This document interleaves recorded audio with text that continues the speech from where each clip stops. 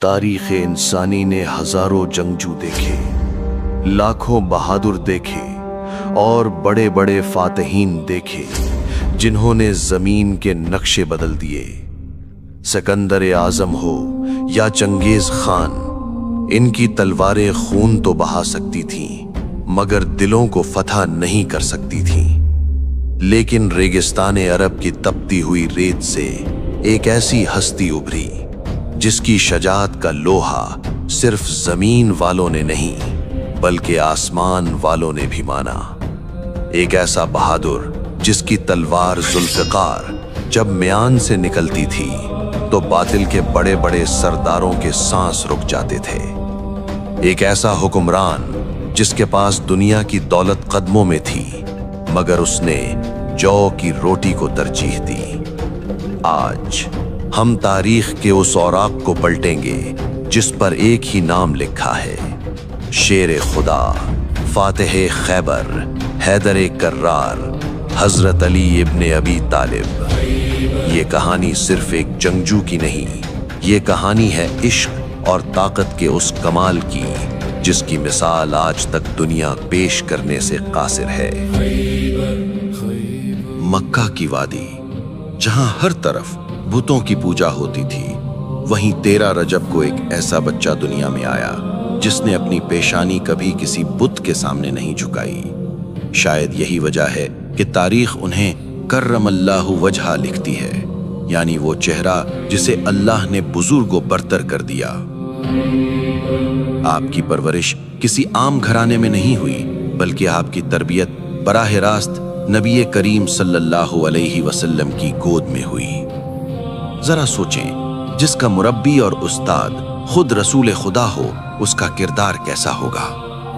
بچپن ہی سے حضرت علی کا مزاج عام بچوں جیسا نہ تھا۔ جب قریش کے بچے کھیل کود میں مصروف ہوتے، علی نبی کے قدموں میں بیٹھ کر حکمت و دانائی سیکھ رہے ہوتے۔ یہ وہی ابتدائی دور تھا جس نے آپ کو نہ صرف جسمانی طور پر بلکہ روحانی طور پر بھی فولاد بنا دیا تھا۔ پھر وہ رات آئی جو کسی بھی عام انسان کا پتہ پانی کرنے کے لیے کافی تھی، شب ہجرت۔ مکہ کے تمام قبائل کے خونخوار قاتل ننگی تلواریں لے کر نبی کے گھر کا محاصرہ کر چکے تھے۔ موت دروازے پر دستک دے رہی تھی۔ اللہ کے رسول نے ہجرت کا ارادہ فرمایا، لیکن بستر رسول خالی نہیں چھوڑنا تھا۔ یہاں سوال یہ تھا کہ وہ کون ہے جو اپنی جان کا سودا کرے؟ وہ کون ہے جو وہاں سوئے جہاں تلواروں کی بارش ہونے والی ہے؟ ایسے میں صرف ایک ہی شیر آگے بڑھا، علی۔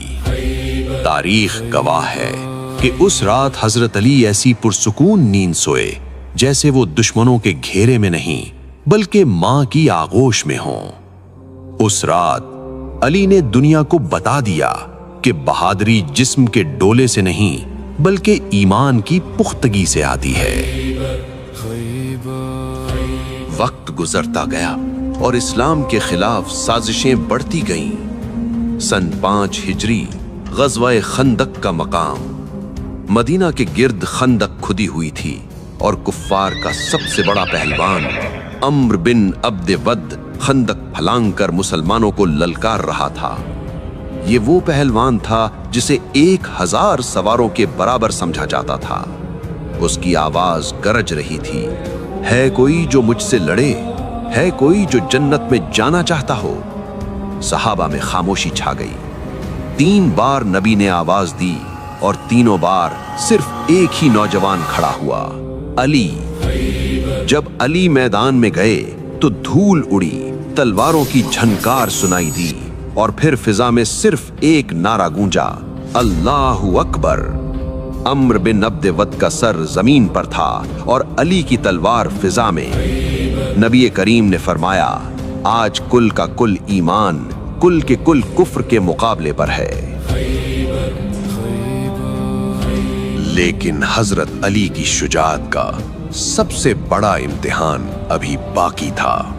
سن 7 ہجری، مقام خیبر۔ یہ یہودیوں کا وہ قلعہ تھا جو لوہے اور پتھر کا پہاڑ معلوم ہوتا تھا۔ मुसलसल कई दिन तक लश्कर इस्लाम कला फतह करने की कोशिश करता रहा, मगर नाकामी हुई। फौजें थक चुकी थीं, उम्मीदें दम तोड़ रही थीं। फिर वो तारीखी ऐलान हुआ जिसने जंग का पासा पलट दिया। रसूल खुदा ने फरमाया, कल मैं ये झंडा उस शख्स को दूंगा जो अल्लाह और रसूल से मोहब्बत करता है और अल्लाह और रसूल उससे मोहब्बत करते हैं। अगली सुबह इल्म हजरत अली के हाथ में था। आपकी आंखों में आशूब यानी तकलीफ थी। नबी ने अपना लुआबे दहन लगाया और फिर अली तूफान बनकर खैबर पर टूट पड़े। मरहब जैसा देव हैकल जंगजू एक ही वार में काट दिया गया। और फिर तारीख ने वो मंजर देखा जो अक्ल तस्लीम करने से इनकारी है। जंग की शिद्दत में आपकी ढाल गिर गई तो आपने किला खैबर का वो भारी आहनी दरवाजा, जिसे 40 आदमी मिलकर हिलाते थे, अपने नंगे हाथों से उखाड़ दिया और उसे ढाल बनाकर जंग लड़ते रहे। ये जिस्मानी ताकत नहीं थी, ये वो रूहानी कुव्वत थी जिसे यदुल्लाह कहा जाता है। मगर ठहरिए, अगर आप समझते हैं कि अली सिर्फ बाजू की ताकत का नाम है तो आपने अली को अधूरा पहचाना है। अली तलवार भी हैं और कलम भी। अली जलाल भी हैं और जमाल भी। नबी करीम ने फरमाया, मैं इल्म का शहर हूं और अली उसका दरवाजा है। ये वो दिमाग था जिसने मिंबर पर बैठे बैठे रियाजी के ऐसे मसाइल हल किए जो आज सुपर कंप्यूटर्स भी सोचने पर मजबूर हैं। ये वो हिकमत थी जिसने नहजुल बलागा की शक्ल में दुनिया को अदल, सियासत और जिंदगी गुजारने का आईन दिया। आपका कौल है, हुकूमत कुफ्र के साथ तो चल सकती है मगर जुल्म के साथ नहीं चल सकती। जब आप वक्त के खलीफा बने तो आधी दुनिया आपके ज़ेरे नगी थी, मगर ए दुनिया के हुक्मरानों, देखो उस बादशाह को जिसके कुर्ते पर पैबंद लगे होते थे, जो बैतुल माल की हिफाजत अपनी जान से ज्यादा करते थे। एक मशहूर वाकया है, जब एक शख्स आपसे जाती बात करने आया तो आपने सरकारी चिराग बुझा दिया और अपना जाती छोटा सा दिया जला लिया। उसने वजह पूछी तो फरमाया, पहले मैं मुसलमानों के तेल यानी पैसे की रोशनी में सरकारी काम कर रहा था, अब ये मेरी जाती गुफ्तगू है। मैं कौम का पैसा अपनी जात पर खर्च नहीं कर सकता। ये था वो मयारे अदालत जिसकी मिसाल आज पूरी इंसानियत ढूंढ रही है। हजरत अली का जिक्र किसी खास दिन या तारीख का मोहताज नहीं। चाहे 13 रजब की निस्बत हो या साल का कोई भी लम्हा, हम उस अजीम किरदार को याद कर रहे हैं जिसने हमें बताया कि बहादुरी जुल्म करने में नहीं बल्कि मजलूम का साथ देने में है। ताकत कमजोर को दबाने में नहीं बल्कि गिरे हुए को उठाने में है। चाहे खैबर का मैदान हो या कूफा की मस्जिद, अली का किरदार रहती दुनिया तक हक और सच का इस्तिआरा रहेगा। सलाम हो शेरे खुदा पर।